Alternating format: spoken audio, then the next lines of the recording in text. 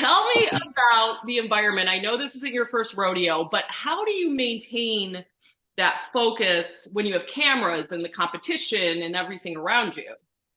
I've been in, some very interesting in situations in my life throughout my career. Mhm. And I tell you what, cooking in a Top Chef kitchen isn't the worst. It's actually more like heaven. And if there's cameras filming you, then so be it. It only pushes you to make sure that you do better. And to like, I don't want to, nobody wants to look like a fool on national television. So it pushes you to go, okay, well, these cameras are here. People are working really hard. There's all this ingredients and produce to make you successful. Like I'm going to take advantage of all of it. I'm going to use I have an induction and an oven where I work right now. Right now, the place that I work, we do a 12-seater restaurant, but to go into the Top Chef kitchen where there's like deep fryers, grills, wood fire oven, liquid nitrogen, blast chiller, freezers, like it's just a dream come true. Yeah. Um, so I take full advantage of every single thing that I can use in that. Yeah, no, I mean it is amazing. And I also love the love you have also for your father. I feel like your father was like a huge inspiration. What was that feeling when you won this big challenge, just thinking, what did you Oh, there's so many emotions. It's just like um, it's extremely hard to do one season, and then it's extremely hard to to do another season and try and pull off a win. And it's very mentally exhausting. The fact that you get to this final part of the menu and you have to take everything into consideration. Like you've done 56, 50 plus dishes already, 28 episodes, you know, in one year. Yeah. And, one episode you're already doing four courses, which was like my elimination. So it's more than just doing two dishes, a challenge. And so when you do these sort of things, your repertoire gets smaller and smaller and smaller. And by the time you get to the end, not only do you have to pull out a menu that is just amazing, it has to be visually stunning, uh, it has to mean something to you, it has to represent something to you. Like you want to look back at it and not regret what you did. So it was very hard to get to that point, but it was so rewarding at the end of it. Yeah, yeah. And I love the Australian dessert because, we learned a lot about you, about what, you faced in Australia. And it was sort of like, check me out. I am Australian. Like, was that Exactly. sort of a message like that? Yeah, just like I think as a country, we definitely grown since that part. I'm talking maybe 20 years from ago from there. That's what was happening. Look, I think all parts of that sort of the world also lives as a sort of identity, so not a crisis, but like a challenge, I would say. In the fact that we now going into different countries. There's been so many different generations living in so many different areas, and you kind of struggle, to find out what exactly you are, because I'm Australian Chinese, Hong Kong Malaysian parents, and I live in America, and so I needed to represent not only Australia but also everything else. So I wanted to make sure that everyone else that I represent goes onto the plate. Yeah, no, it was fantastic. And I know, at the end, you're being evaluated. I know Sarah, the liver just sort of was a problem there. What do you think would have happened if she nailed the liver dish?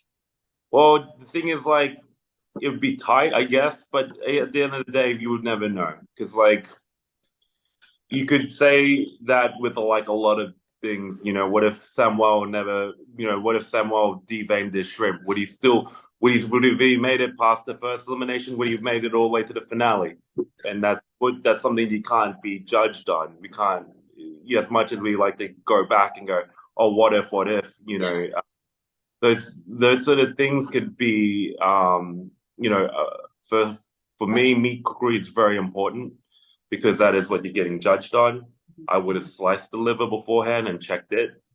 Uh, but it's not the first time she's done this. Yeah. It was like that for the Wellington Challenge, and that's how they got sent home. Yeah. So was that was that avoidable, knowing that they've done this before? Would have it changed? Who knows? We will never know. But that's just Top Chef, and yeah, you can like if I put more acidity into my dishes, would I even get any pushback?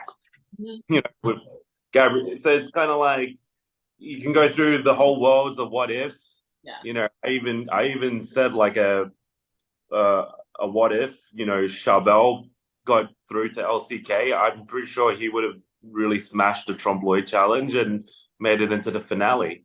And I even go back into a what if in the Houston season, if Leia actually put salt into a basket, she would have probably outcooked her way back into the competition, and Ashley maybe wouldn't have been in the competition, and maybe matriarch never happened and we never won where, you know what I mean?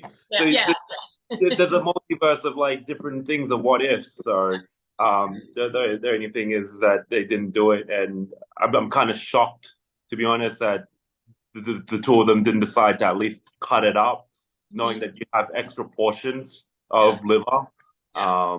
to just check that it's cooked. But for me, meat cookery is very important. I check that thing like every 2 minutes to make sure that it's cooked properly. Yeah, no, for sure. And I think another reason why your win is so historic is it's Padma's last season. Uh, How does Crazy. that feel, sort of being the last one to win with her as, the host and judge? Well, it was unreal. I felt it more when I found out. I remember specifically I was having a lunch with my mother and my brother that just came from Australia, and I just looked at my phone and my jaw dropped for like a whole minute, and I was speechless. And I think I was thinking about not only she leaving, but the fact that next week is the last episode, and it's the last time she's going to say someone's name, and Yeah, and I was feeling it the whole week, going, "Wow, I am." Like I thought I was lucky already winning back to back, yeah. but I feel even more lucky knowing that this is the last name that she's going to call in a whole, in a whole era of Top Chef. So I feel, you know, even more lucky to be a part of it. Yeah. No, it's wonderful. Have you spoken to her since her announcement? Uh, yeah, I've sent her a message, just like a quick message to say, thank you for all that you've done. Moving on, I wish you all the best. And she's a super busy person. And to be honest, in terms of judging wise, I feel like we actually don't really connect that much because it's a bit of a conflict of interest, especially with the show going on. Usually, if I wasn't doing season 20, maybe we would have had a couple of dinners at our house, but it would be kind of weird if we were having dinner at each other's houses during season 20. That is true. That is true. And before I Yeah. let you go, she's busy, but you're busy. Tell me about what's the next few months look like for you. So, I've got a ton of events lined up. Obviously, I have to go to Aspen next week.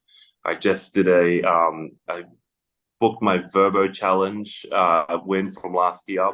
I'm taking 20, about 15 relatives over to Thailand. Got this like huge mansion for $2,000 a night. So we're going to go there, but we're also in the midst of just signing a restaurant downtown, and we want to open that up. So a lot of things, a lot of seeds planted, and cannot wait to see what it's like in the upcoming future. Yes, definitely. And yes, and we want to go to your restaurant for sure. I mean, it would be exciting to get a chance to taste your food because it is absolute artwork. So Thank you. really appreciate it. And congratulations again. I know you got a hard stop at 1 o'clock, so I'm going to let you go. But my husband was right. I could not believe it. I wanted to I, smack him. I, I can't believe it as well. I think a lot of people pinpointed it. I'm like, you guys can't be serious. Like, this is only the second, everyone is pinpointing it so early. I'm like, Yeah. I did one season 19. Like, realistically, for me, it's like a disadvantage because I'm constantly cooking for them and they might get tired of my food, or Right. I might out of ideas, or there might be ideas that I could have used, but I've already done it before and I didn't want to do that.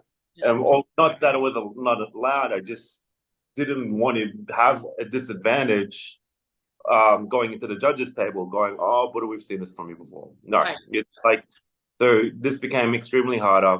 A lot of the other contestants were very open about how they're going to do dishes from their seasons that won Mhm. onto the season because Padma, Tom, and Gal have never seen it before. It's like me going into the Middle East and doing my pumpkin pie milfoi.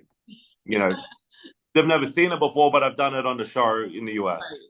Right. And helped me win, my finale. So Yeah. that's what I mean. Like it becomes an advantage and a disadvantage Yeah. to be on the show, but to do back to back, it's extremely hard.